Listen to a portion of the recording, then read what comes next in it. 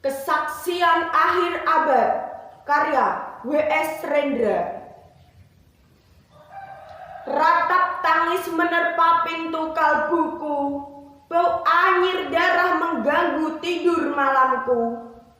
Oh tikar tafakur, oh bau sungai Tohor yang kotor. Bagaimana aku bisa membaca keadaan ini? Di atas atap kesepian nalar pikiran yang digalaukan oleh lampu-lampu kota yang bertengkar dengan malam. Aku menyerukan namamu, wahai leluhur Nusantara. Oh Sanjaya, leluhur dari kebudayaan tanah. Oh Punawarman, leluhur dari kebudayaan air. Kedua wangsamu telah mampu mempersekutukan budaya tanah dan air. O Resi Kuturan, O Resi Mirarta. Empu-empu tampan yang penuh kedamaian telah kamu ajarkan tatanan hidup yang aneka dan sejahtera yang dijaga oleh Dewan Hukum Adat. Oh, bagaimana aku bisa mengerti bahasa bising dari negeriku kini? Oh, kacau lalido, bintang cemerlang tanah ugi. Negarawan yang pintar dan bijaksana, telah kamu ajarkan aturan permainan di dalam benturan-benturan keinginan yang berbagai ragam di dalam kehidupan. Ada bicara, rapang, dan wari. Oh, lihatlah wajah-wajah berdarah dan rahim yang diperkosa muncul dari puing-puing tatanan hidup yang porak-poranda. Kejahatan kasat mata, ketawa tanpa pengadilan.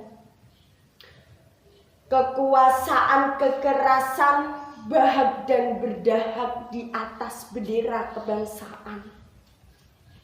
Oh, anak cucuku di zaman sibernetik, bagaimana akan kalian baca prestasi dari zaman kami? Apakah kami akan mampu menjadi ilham kesimpulan ataukah kami justru menjadi sumber masalah di dalam kehidupan?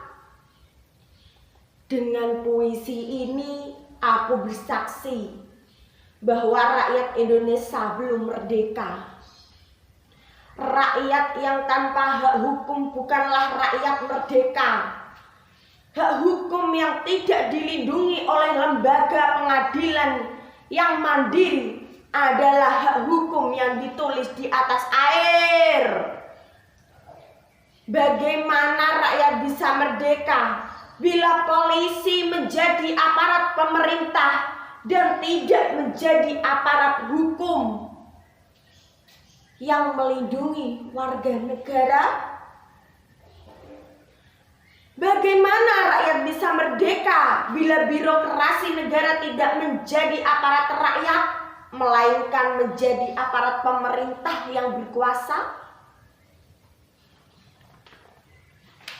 Bagaimana rakyat bisa merdeka bila hak pilih mereka dipasung, tidak boleh memilih secara langsung wakil-wakil mereka di Dewan Pengadilan, dan juga tidak boleh memilih secara langsung camat mereka, bupati, wali kota, gubernur, dan presiden mereka?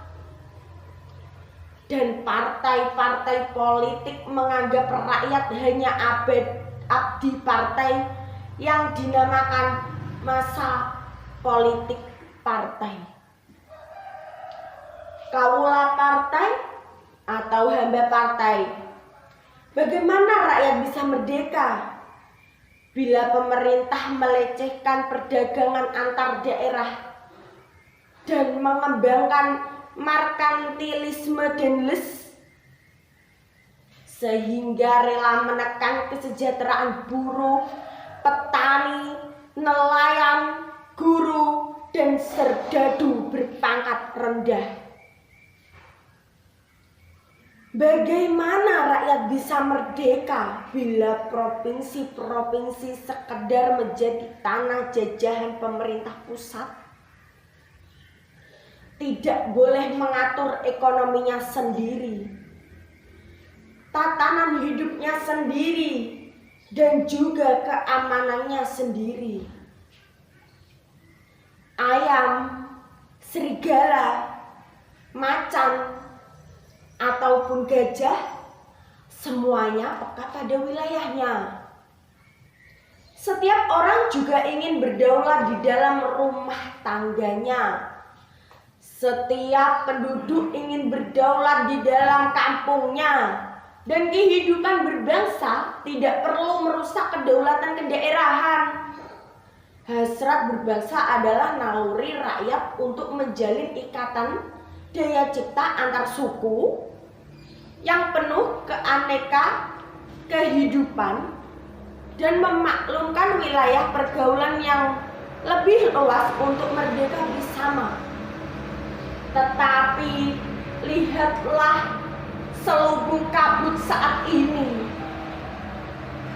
Penjajahan tatanan uang, penjajahan modal, penjajahan kekerasan senjata, dan penjajahan oleh partai-partai politik masih merajalela di dalam negara. Dengan puisi ini aku bersaksi bahwa sampai saat puisi ini aku tanda tangani, para elit politik yang berkedudukan ataupun yang masih di jalan tidak pernah memperjuangkan semena-mena kemerdekaan rakyat. Mereka hanya rusuh dan gaduh memperjuangkan kedaulatan golongan dan partainya sendiri. Mereka hanya bergulat untuk posisi sendiri. Mereka tidak peduli kepada posisi rakyat, tidak peduli posisi hukum, posisi polisi, ataupun posisi birokrasi. Dengan picik, mereka akan mendaur ulang malapetaka bangsa dan negara yang telah terjadi. Oh, Indonesia.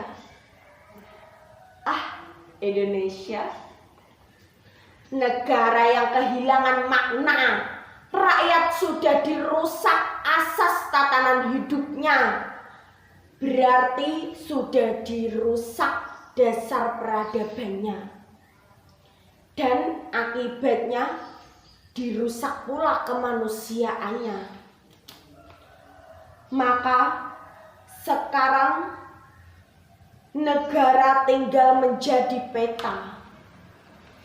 Itu pun peta yang lusuh dan hampir sobek pula.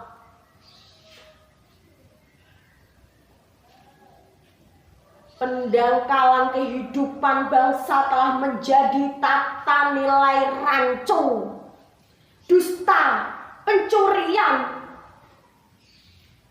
kejarahan, dan kekerasan halal. Manusia sekedar semak belukar yang gampang dikacau dan dibakar. Paket-paket pikiran mudah dijajakan. Penalaran amarah yang salah mendorong rakyat terpecah belah. Negara tidak mungkin kembali diutuhkan tanpa rakyatnya dimanusiakan. Dan manusia tak mungkin menjadi manusia tanpa kehidupannya, hati nuraninya. Hati nurani adalah hakim adil untuk diri kita sendiri. Hati nurani adalah sendi dari kesadaran akan kemerdekaan pribadi. Dengan puisi ini aku bersaksi bahwa hati nurani itu meski dibakar tidak bisa menjadi abu. Hati nurani senantiasa bisa bersemi meski sudah ditebang putus di batang. Begitulah fitrah manusia, ciptaan Tuhan yang Maha Esa. Terima kasih.